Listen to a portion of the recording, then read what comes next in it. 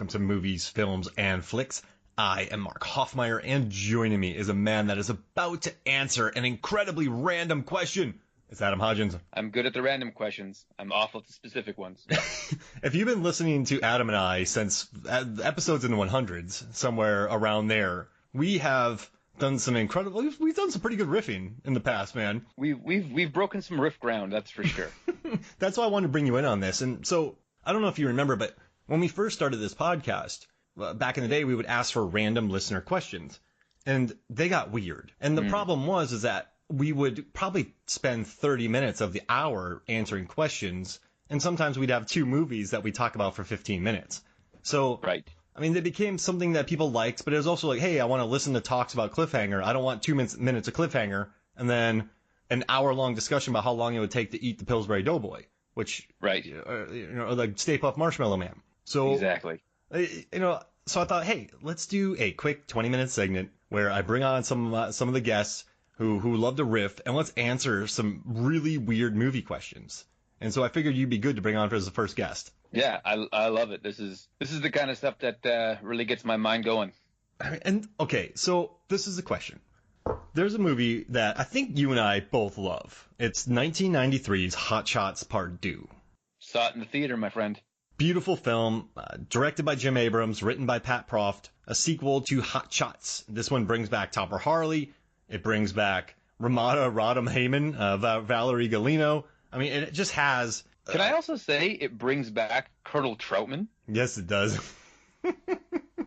Like, as himself, right? Like, he just goes for it. It's amazing. So this movie is just a sight gag orama. I mean, there are so many jokes. And what I love about this, and this is going to sound super obvious, Adam, but I love that these jokes were written. I mean, to have the Lady in the Tramp gag where he kicks a shoe up to his face, or when she's tying him to the bed and a third hand comes in. I mean, there are props that need to be bought for this movie because of the sight gags that were written, which I love. I mean, there are some cheeky gags in here. Like, you can't just come up with this on the fly. So this... No, this is thought out. Like, I think this to me is in the same caliber as Airplane, where it's like you have to watch the movie at least 3 times to catch all the gags because you're so busy laughing at the last 2 jokes you just saw. Yeah, and they just come so fast and heavy, don't they? Right, like somebody said, like, we want to have like a nun slap someone in a plane seat, right? That was an idea someone wrote out, and like, okay, how does that? We're going to shoot it, we're going to cast it, we're going to make this second joke happen, and it's incredible. And so the one thing I wanted to ask you about is a scene from this movie. I mean, there's probably 1,000 sight gags in this movie, but something has always stood out to me, at least. So in the beginning of the film, Topper Harley is about to engage in a Thai kickboxing fight. And he walks into the arena, I guess, as what we'll call it, for lack of a better word, bar that's been turned into arena. He steps up to fight James Liu, who has been in big trouble in Little China. He was in Tropic Thunder, Escape from L.A., Time Cop. He was one of Hershey's thugs in Escape from L.A. And then he also he was part of the crew in Big Trouble in Little China, which is amazing. Time Cop, The Shadow. I mean, you see this guy, you're going to know who he is. And so it's Topper Harley versus a kickboxer opponent. That's his name. And they start off by James Liu, the kickboxer opponent, does some nunchuck skills, hits a guy with it. Topper Harley does some rope skills. Right, there's the lasso rodeo bit. Whacks a dude with it when he throws it away. Now, and can I say, not to interrupt you, but for like a cheeky not throwaway, but like for a cheeky like summer comedy movie, Sheen was kind of in shape for this. He kind of like got ripped for it. Steroids. He admits to it. Yeah, it's crazy. He was legit ripped, and he did a ton of steroids, which I love. I love how honest he was about it, too. I remember watching this movie being like, he could legit play a Rambo character. Like, he could... this isn't... Like, it's not funny casting. He's funny, but the casting is not funny. If he was... All right, so after Speed, right? Speed hits big, and he's this size... And he doesn't have all the insanity that goes with Charlie Sheen. Right. He could have been a Slater-type action hero. Oh, yeah. I mean, Vertical Limit, there's some great car gag. But you know what's interesting in Vertical Limit? He's not the hero in that. No. Natasha Kinski's the hero, which is amazing. It is. So anyways, back to your question. Yeah, back to that. So, I haven't got there yet. Yeah. This is dangerous because there's no one back in here to reel us in, Adam. You and I love it.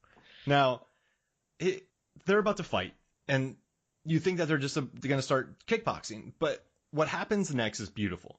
So the kickboxing opponent gets a table brought in front of him.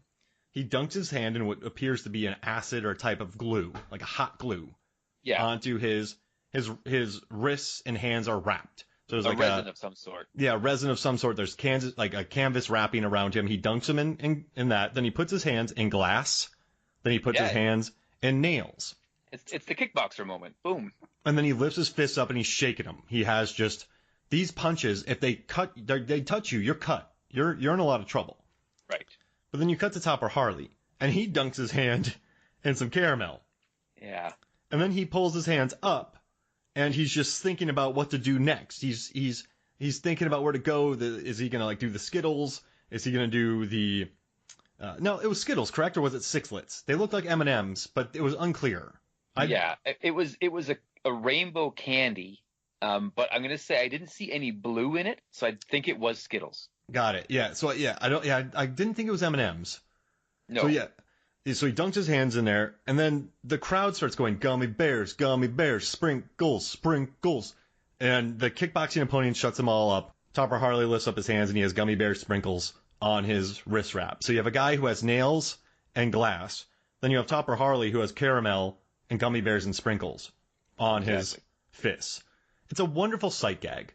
I mean, someone was sitting there late at night and they wrote this. And then the prop department had to go get it. And then they had to film it. It's a glorious idea. But my question to you is, Adam.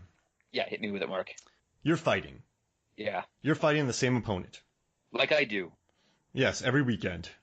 Yeah. In the greater Toronto area, you're the king. And king of the candy garage fights. Candy garage fights. You walk in. Now, you have a choice of caramel or chocolate syrup, which you see in the scene. So you can dunk your hand in those. And then you have an option of Oreos, nuts, gummy bears, sprinkles, chocolate or rainbow, Skittles, or kind of like a crunchy popcorn type substance. And I'm going to let you add an extra wild card candy to your fists. Okay. What would you pick? Okay, so here's what I would do and why. I would use the caramel sauce first, because chocolate never lasts long enough, I find, and anything that has caramel, it's sticking to everything. You're sticking caramel off, it gets everywhere. You can't ever get rid of it. So I want as much adhesive power as I can get for my furious candy fist. So smart. I'm going to use the caramel because it's a better adhesive. On my left. Oh. Here we go. On my left fist, I'm going to put Skittles. Because even eating Skittles gives you a sore jaw. Yeah, so terrible. I imagine getting punched with Skittles would give you also a sore jaw. So I'm going to put Skittles on my left fist. And that's smart because they won't condense when you punch. Right. Like when you punch somebody and they might crack, that shell might crack a little bit, but there's still going to be some Skittles left to punch. Does that make sense? They're not going to collapse. Exactly. So I'm going to put Skittles on my left fist and nuts on my left fist because there's a chance, and I'm assuming it's mixed nuts, that there's like cashews and peanuts and everything in there, that my opponent has a nut allergy. Absolutely. And you'll be throwing some back fists sometimes. And you hit him once, boom, back fist, and then he's down. He's getting his EpiPen. He's caught, like it's game over if I land. And so I'm playing the odds on that one. I don't think nuts on their own are very painful, but I'm going to go with that. But now here's on my right fist, because I'm going to jab with my left. Jab, jab, jab, and you keep distance, right? And he's coming in, boom, boom, jab, jab. You know this. But for my power shots, Mark, because I don't need to have power for the peanuts and then mixed nuts to do their work. They just need to come in contact. There's no power. But on my right fist, where I'm going to throw my straights and my hooks, my body shots, Mark, my power, driver, I'm going to put a Skittle base. Smart. Again, for that non-compressive power. But then my X Factor candy is I'm going to lace it with a layer of Pop Rocks. Wow. Because when those Pop Rocks, I imagine that my jabs, boom, boom, boom, boom. Like I'm strong. I imagine there's going to be some contusions and there's going to be some lacerations, not big ones, but just enough to break the skin. But you get Pop Rocks going into the blood, Pop Rocks going into the sweat. They're going to do my work for me. They're going to drive that guy crazy. It's popping everywhere. Can you imagine trying to focus, Mark, when you got a cut above your eye with Pop Rocks in it just exploding? And then dripping in your eye, the blood and Pop Rocks just going into your eye. Pop Rock is my X factor. That's it. So nuts and Skittles on my left for my distance shots, and then boom, my power shots will be a strong base of Skittles with Pop Rocks on them. Oh my gosh, that's amazing. That's that's I think the ultimate candy crush boxing gloves. That's why you're undefeated. Like that's why you bring it. They don't see it coming. They don't see it coming. Now I did consider Milk Duds. Oh yeah. Because those things last forever. You put one Milk Dud in your mouth, you're chewing for half a movie. Yeah, if you don't chew, if you just leave it in there, you could have it tomorrow. Right. So I think you just don't choke on it. You could take it out at night and then put it back in the morning. So I think they would flatten over my fist over time to be like a secondary layer of looks like impact laden sugar. But I think the irritation of the Pop Rocks will get into the person's head mentally. Because as you know, in any physical combat, it's 80% mental, Mark. And very sweaty. Very sweaty, very mental. You get in there, boom, boom, boom. And you let the candy do the work for you. And that's why, you've never gone the distance. I once saw someone that you were fighting lose their minds because of the Pop Rocks. Yeah. It's crazy. And the thing is, I'm a bit of a showman. So what I always do is I do both fists get the Skittles treatment. Boom. The crowd goes nuts. They see me take my left fist and dip it in the mixed nuts.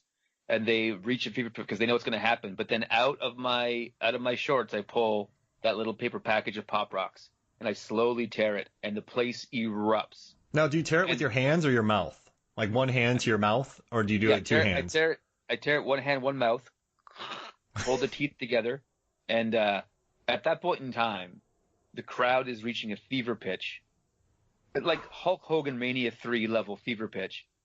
And whoever it is that I'm fighting, I'm in their head. They know that they don't stand a chance. They're like, this is game over. What have I gotten myself into? And then it's just a waiting game. You just wait for your opportunity. You Pop Rocks. Every foot is going to be stomping in unison when you do it. Oh yeah, absolutely. Oh man, just tearing it off. Then you spit the wrapper out. That stuff you tore. Yeah, you got to spit it. Like, come on, you got I'm not a mean person, but you got to act tough in the ring. You got to because you got to get in your own head. Yeah. It's not just about psyching somebody else out, Mark. You got to get in your head that this is your house. And this guy's in your house, and you got to get him out of your house. What's he think he's doing here? Time for the Pop Rocks. So your weapon of choice, your wild card, really explains your character as a nice human being. You're trying to defeat your foe mentally with those Pop Rocks. They aren't going to cause insane bodily harm on this person. It's just getting in their heads while you punch them in their heads. So I was listening to an interview with Ken Shamrock recently. And so he's back into the professional wrestling world right now. But before that, he was doing bare knuckle fighting.